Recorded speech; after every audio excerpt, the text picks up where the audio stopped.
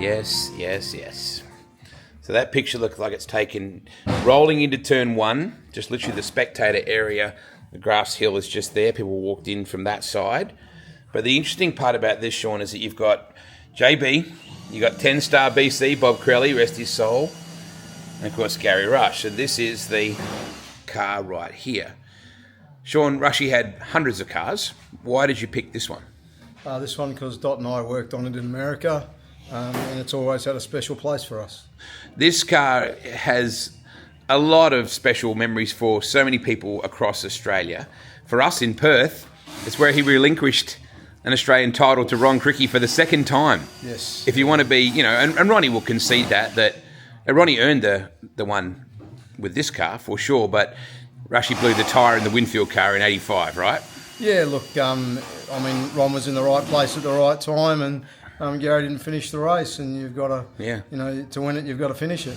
Now, I vividly remember this car for a number of reasons. He had engine trouble in the Aussie title with this car. They swapped a motor during the interval break or something. The place was in darkness because of the parachutists and the fanfare that was Claremont. He snuck out on the back straight to do an engine start.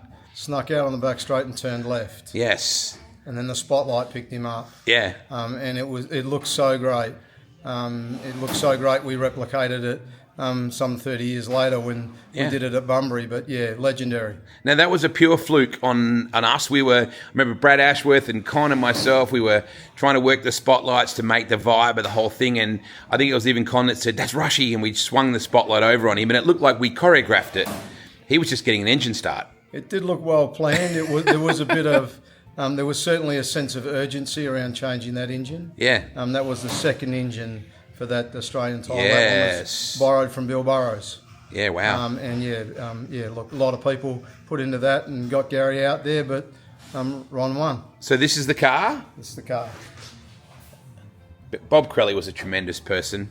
His lovely wife, 10-star BC, I used to call Bob. And David Lander, of course, was a major player in this situation because he went to America with you guys and was pretty well the financier of it. Yeah, David was the team manager. The best 6 weeks of his life, he calls it, when Garry and all of us went to America. Yeah.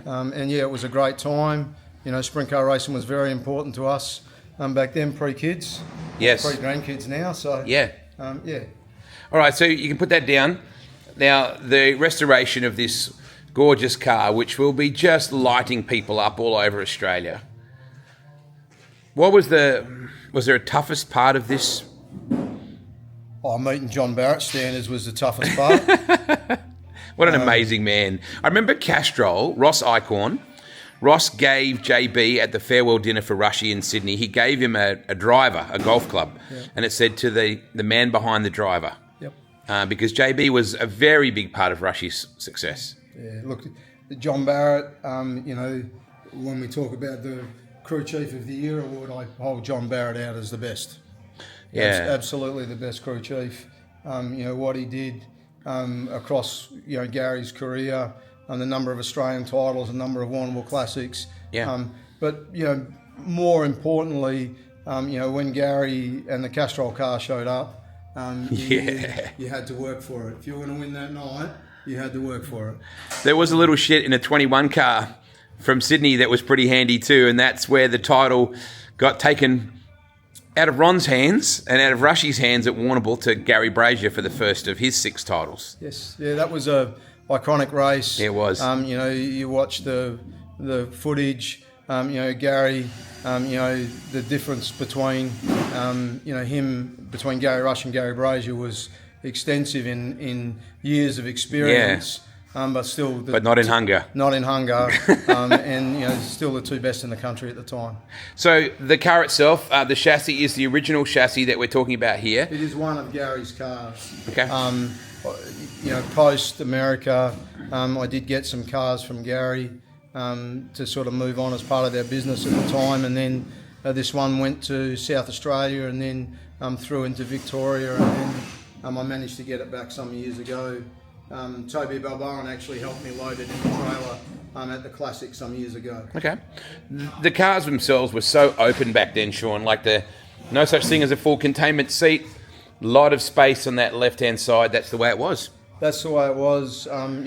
Randy Hunt made beautiful seats back then. That is the last seat that Garry raced with. I did get that off John, and that was sort of, a key part to have in the car as part of the restoration. So the tyres.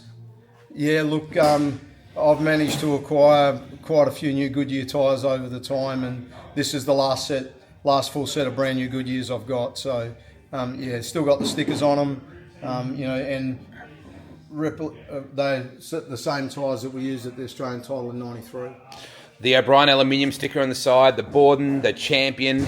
The O'Brien family, Ron and Robert O'Brien, was so good to Rushy over the years, and the mud cover on the right-hand side intrigues me as well. You've got these beautiful polished aluminium wheels, and JB was very particular about his mud covers. Oh yeah, absolutely particular, and the rear axles and everything else had to be exactly as it was. So that is exactly as it was. Sean, the interesting part about this car is there's very little bling. You don't even see the word Rushy on the panel on the left, where he always used to put his hand up on the left side guard. All there is just Rush above the one. Yeah, look, that was I suppose the signage of the day, but the attention to detail, and you look at this car, and it is the best of the best, the best of what was available at the time, and I always remember in America when Garry said, if Steve Kinser's got it, I'll have 10 of them, and Maxim cars, just fantastic for their time, and you look at the John Barrett, finishing touches. They're special as only John did them. Car just looks absolutely tremendous. It's such a light-looking cockpit, and I mean that by the natural light. They were so open. There was no rock screens. There was just an open seat. The car was very white. I remember Russell Ingall driving one of Garry's Castrol cars, back in the day at Parramatta for a Castrol promotion, and there was a big Castrol super team back then. Yeah, Garry hosted a day, Russell Ingall, and I can't remember the other supercar drivers that were there on the day. But as Garry says, when he speaks of that day often, he says you need to race sprint cars at night on the dirt to understand how great they are. It was a fantastic time. Obviously we were sponsored by Castrol with the Kendrick Racing team at the time, so there was a bit of a tie-up there, and I got to work on Garry's car quite a few times, which, really special memories for myself. Russell was extremely quick. I remember that. He really adapted. Look how small these side panels were on the front wings back in the day as well. Geez, Philip March, you'd be saying, what's wrong with that wing? Yeah, it's nowhere near big enough. It was an off-cut. That's where you made the top wing. That was an off-cut. You didn't waste the material. There wasn't a lot of science to the size of the things back then. So how many cars now for you that you've restored? This is the 12th. This is a dozen cars now. So, unbelievably cool. The Steve Kinser King of the Outlaws Down Under collection. Yep. The Cricky cars. The Lasowski 83 Ultra car we won the Classic with. And this one bookends the collection. Yeah, it's a hell of a way to bookend. It just looks spectacular. As usual, Sean, you've done an amazing job with this car. And look, at this point too, Maxim's worth the ticket. Absolutely. Right? You had to have a Maxim. Yeah. You can't win in a Maxim, the problem's not the Maxim. Yeah, absolutely. So. It's just stunning.